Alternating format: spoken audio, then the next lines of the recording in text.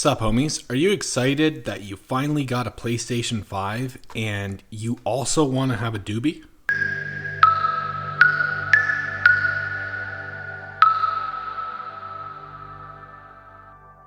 So today we're taking a look at the doobie charging dock for PS5. It's one of the ones where you put it in like a toaster.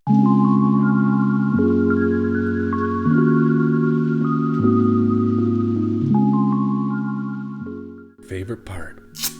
Oh! Chugga chugga chugga chugga chugga chugga. Power Ranger mask or train. Non-slips on the bottom.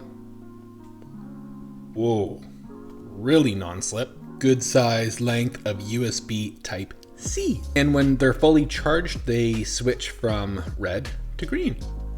Overall, good price with this one. It's very solid and strong, and it will definitely charge your PlayStation 5 controllers.